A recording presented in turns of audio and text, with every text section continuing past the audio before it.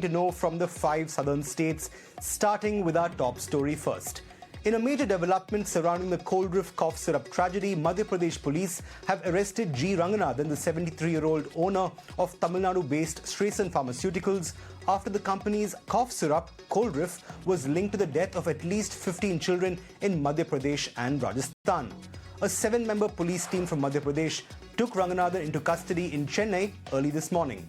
He will be produced before a Chennai court today before he is expected to be taken to Chhindwara on transit remand.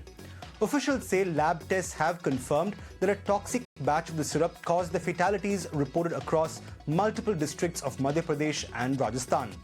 Earlier, the government of Tamil Nadu banned the sale of cold-riff, while Karnataka and Telangana also issued stop-use orders on the sale and consumption of the drug. My colleague Dharani sent us this report. The Food Safety and Drug Administration Department in Tamil Nadu has announced a blanket ban on the sales of cough syrup cold-riff. So this cold-riff is being manufactured in Tamil Nadu primarily by a company called Sresan Pharma. This company operates majorly from Kanchipuram district in Tamil Nadu, but they also have a branch here in Kodambakkam area of Chennai. This is considered to be the corporate office of this particular pharma company. In fact, now we just visited this address, the corporate address given by this company. But we're given to understand through the locals, through the neighbors here in the area that for the past 3 days the company's corporate office has not been under operations. In fact, they vacated the office and people are not coming to the office anymore is what the locals and the neighbors here they tell us. And we're also given to understand that the director Ranganathan G of the particular Sresan Pharma company, he has also been not visiting this corporate office for the past 3 days. So there is a total absconding happening in terms of the director and the employees of the company. We are reporting live from the location here in Kodambakkam. We are standing right in front of the company's corporate office, the address which they have mentioned in the internet where the corporate office is functioning from, but we couldn't see anybody here. And the security personnel who's deployed here, he says that for the past 3 days nobody is coming here, including the director Mr. Ranganathan G. The state government has announced a blanket ban on this particular cough syrup, and now we are right in front of the corporate office of Sresan Pharma, but this office has been empty for the past 3 days with nobody coming in and going out, including the company's director Ranganathan G. Right, moving on. Months after announcing the acquisition of a controlling stake in erstwhile Chennai-based personal care brand Velvette, Reliance Consumer Products Limited, or RCPL, has formally relaunched the brand from the city where it first began. While Velvette will start its product line with personal care products for women, the RCPL management told me earlier today that it expects to expand into all subcategories, including men's care and baby care products over the next 3 years. I caught up with T. Krishnakumar, director at Reliance Consumer Products Limited, who said the company was looking to begin distribution in 15,000 to 20,000 outlets from Tamil Nadu before eventually expanding to 1 million outlets pan-India. Here's a slice of that conversation. Our approach was to really create a very good personal care brand in India. And when we looked around, we found Velvette is one of the strong heritage brands which can really be rekindled by contemporizing it and bring it up to speed on today's technology and quality. Right. So we chose the brand, we worked on it for the last almost 6-7 months, created a package which is great in quality, packaging relevant to today's generation, pricing relevant to every consumer in India. And we chose Tamil Nadu to launch because it's where the whole origin of the brand was. And I personally believe a lot of innovation in personal care happened from Tamil Nadu way back in the 80s and 90s. And so we felt we should do it in front of the Rajkumar family. And I also, being a Tamilian, felt good to come back and converse in my mother tongue and really launch it in Tamil Nadu. Right. But what's the plan really, given the fact that you are seeing a personal care segment worth 44,000 crore rupees, at least that's the most recent estimate, and the fact is that you're actually making a foray into these spaces. How do you hope to get a slice of that pie for yourself, and how big will that slice be? See, we are going with a single-minded philosophy or vision, if you may call it, of really creating products for the Indian consumer, which is really top quality at affordable price. For us, we feel the Indians are very, very value conscious. And we are also very sensitive to the fact that affordability is a definite issue with many Indians. Right. While we may not articulate it to the outside world, it is a definite issue. So we believe with this philosophy, we will be relevant to the Indian consumer. And with this, we have launched a whole set of products and we have had overwhelming response from the consumer. Right. And so Velvette is the next step of moving into a category with the same philosophy. Right. And this philosophy has worked well for us in whatever we have done till now. Right. So numbers on the table then, how many SKUs are you looking at and what will that distribution strength be like even as you go out into the market? See, our initial number of SKUs will be under 10 because we want to really establish the brand. And then we will progressively expand it to cover every personal care subcategory, if you may call it. The idea is to start with about 15 to 20,000 outlets in Tamil Nadu. But over the next 12 months, we would want to get Velvette into 1 million outlets across the country. Right. So that's the thought process. And even as you look at 1 million outlets across the country, will you be more focused in the south, given the fact that you originate from these parts with regard to the brand itself? What will that distribution be like? See, for us, we'll originate from the south and we will become a pan-India brand. So once you become a pan-India brand, we will allow the consumer, the salience of the category, etc., to take over to decide what's important and what's not important. Obviously, we will always be sentimentally attached to Tamil Nadu because that's the state which has given us the brand. Right. You said a little while ago that in 3 years' time you will be across the board in terms of segments. You're starting, of course, with the women's line. What other lines are you looking at? What are the segments and what are the audiences you are looking at in 3 years from now in the personal care segment? We actually we are taking a bit of a shot which is not very normal in the consumer space. We are going for most of our products to be relevant to every Indian. We target, because of our pricing with the people, the bottom 80 crore Indians, but we believe our products are good enough for every Indian. Right. So that is going to be our target. We will enter into every category in consumer space. Like we have launched this for women, you can expect something for men, you can expect something for babies. So we will straddle the entire personal care business. From babies to men and women. Right. So I think that's the thought process in every category. We get into a category, then we expand to fill the category. Like we got into beverages, everybody kept on talking about only carbonated soft drinks, but now we have water, we have a sports drink, we have energy, we're going to soon put vitamin drinks. So we will... Our idea is to proliferate because we come from the background of retail. Right. So we don't like doing only one product or a SKU in a category. We try to proliferate the category and be a full player in the category. What's also interesting is you spoke about affordability being a key driver in the way you do business here in India, more so in the south. The sachet is interestingly a key SKU as far as Velvette and of course RCPL is concerned in this segment. Does that mean a clear focus on affordable? Is that the strategy going forward, that the mass segment is something that you will actively look at even when it comes to expanding that base? See, affordability does not necessarily mean that you're only focusing on the mass segment. I believe this is a misconception. Everyone except the top 1% of society has an affordability built into them.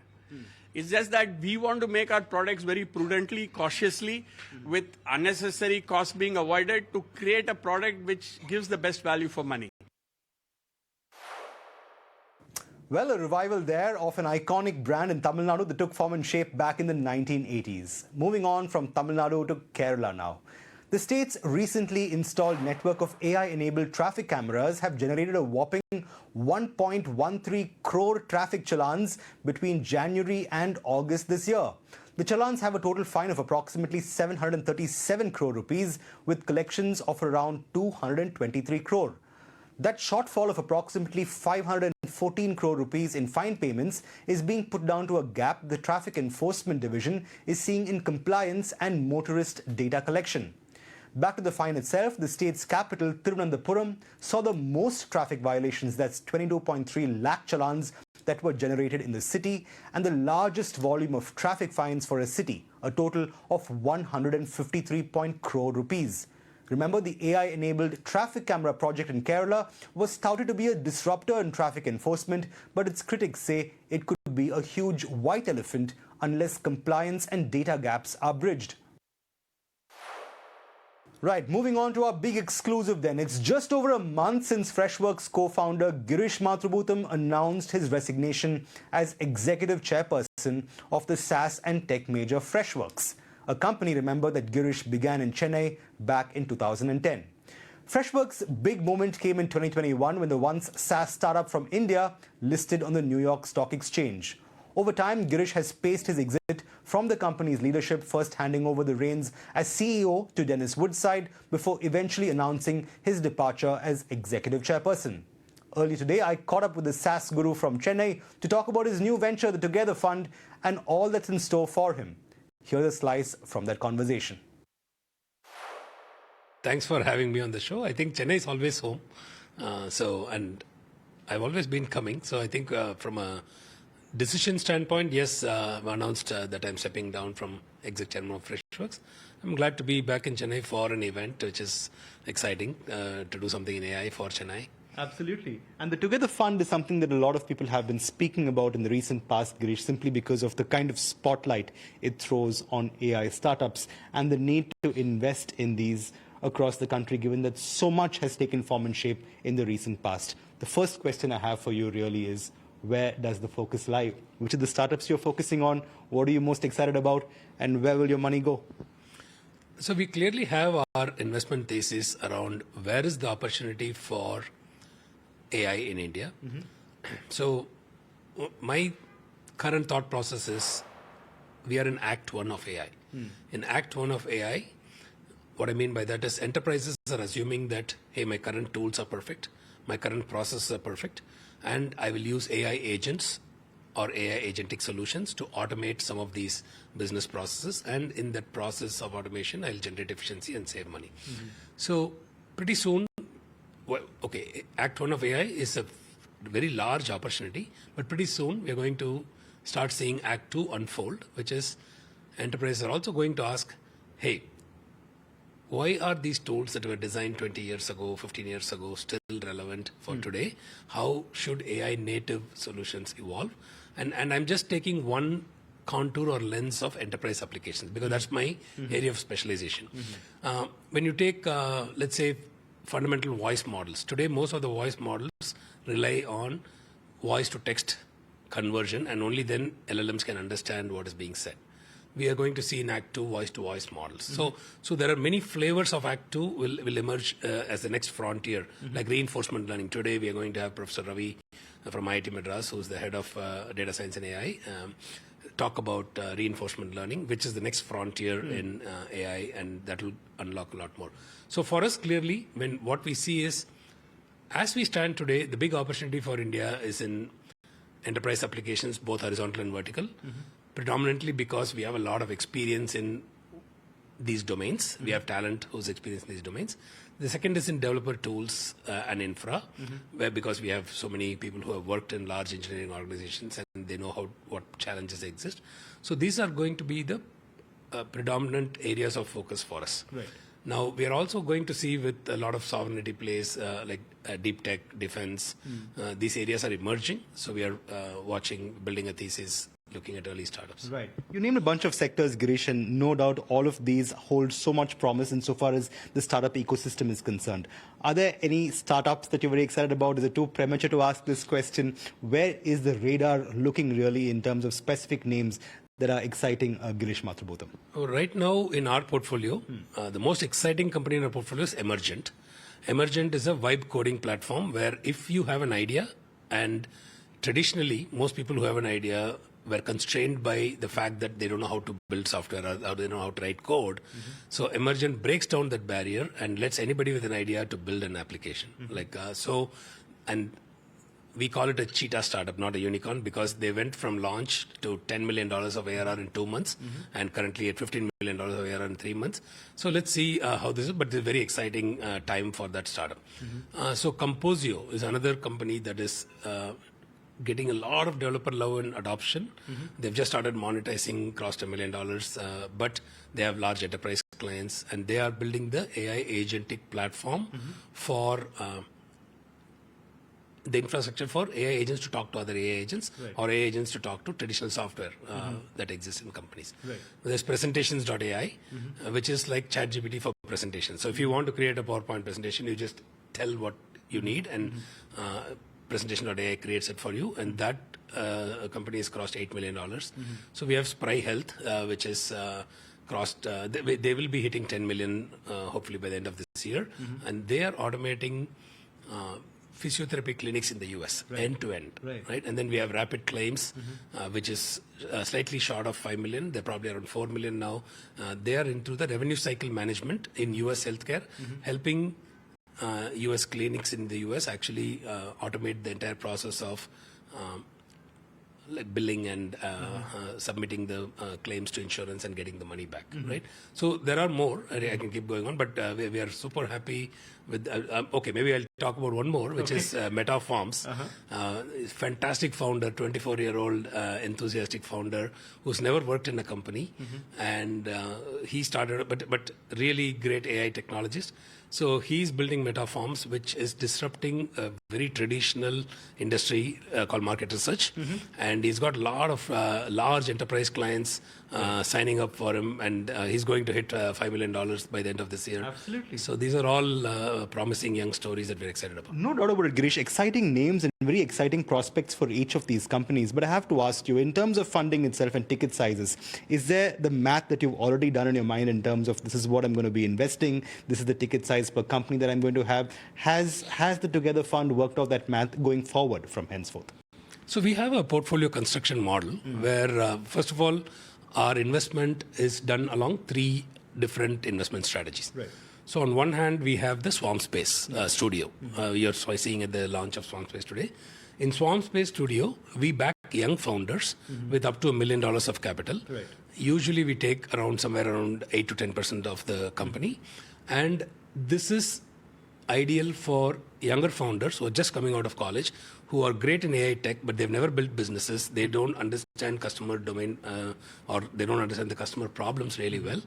So these founders, we would be able to help with our experience in scaling companies, and that is the Swamp Space Studio. So last time we announced a cohort, we got 450 applications in 2 days and 700, 800 over the first week, and we selected and made 2 investments from that cohort, which is Runnable and Optexity, 2 very exciting companies in the early stages. Right. So this is one of our investment strategies. The second strategy is a typical what we call as a venture deal, which is where we would write anywhere between let's say a $2 to $5 million check, where we would aim to get say 15 to 20% of the company. Okay. Maybe depending on the competitiveness of the deal, it may be 10 to 20% of the company. All right. And the third one is the incubation strategy, where we know that we want to build companies in certain areas, and so the idea is ours, and then we find the right founding team and work with them almost like co-founders, and really build the company alongside them, right? And in this strategy, we commit larger checks. Like in one of the stealth companies, we have committed $12 million, and the second incubation strategy is AI consumer space, which we already announced, where we are doing it in partnership with Prosus, where $15 million is committed, 7.5 from Together Fund and Prosus, where we are going to build AI for consumers. Like think of, see, today, when you experience AI as a consumer, you're experiencing it through Netflix or Amazon, right? Netflix is showing you movies to watch, Amazon is giving you products to buy, or let's say YouTube is telling you which music you should listen to, or Spotify. Right.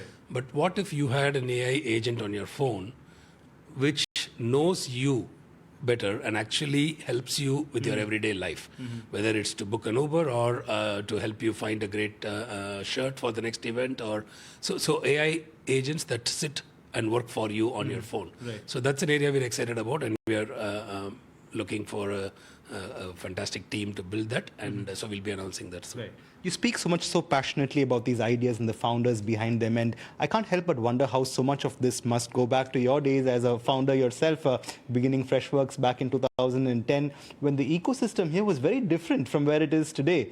How much of your experience and your learnings have you derived in what you're going to do henceforth and have been doing, which is supporting founders, Girish? Some key learnings and some key insights that you hope to impart to the next generation of startup founders, most probably in the AI space.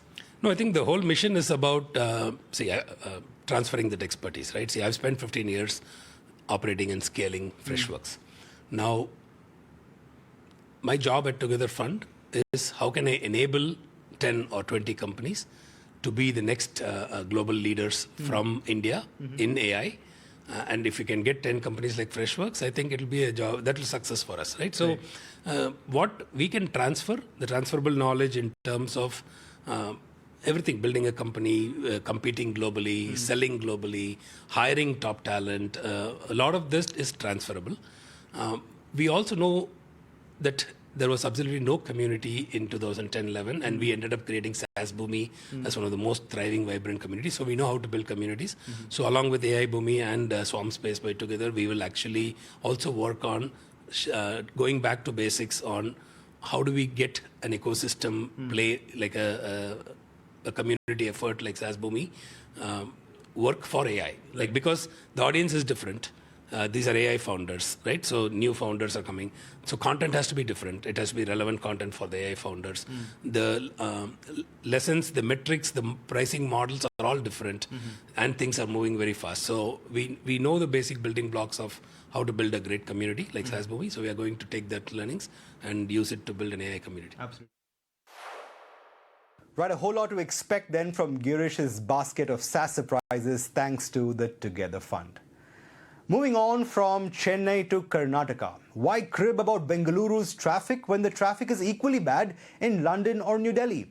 Karnataka's Deputy Chief Minister D.K. Shivkumar has criticized the criticism surrounding Bengaluru's traffic, claiming that congestion was a worldwide problem across much larger cities like New Delhi and London.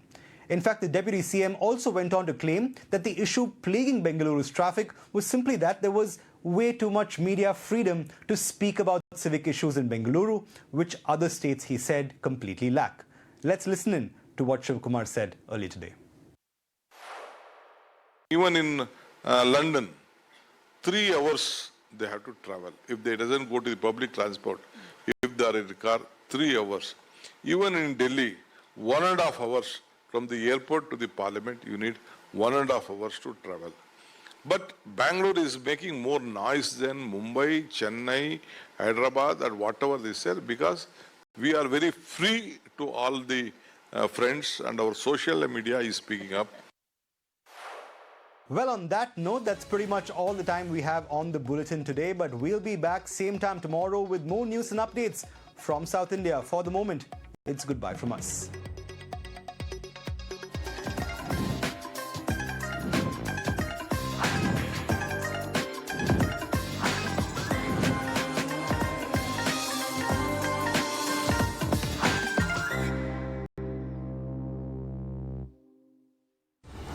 In association with SBI, best है सबको पता है. Motorola Edge 60 Pro most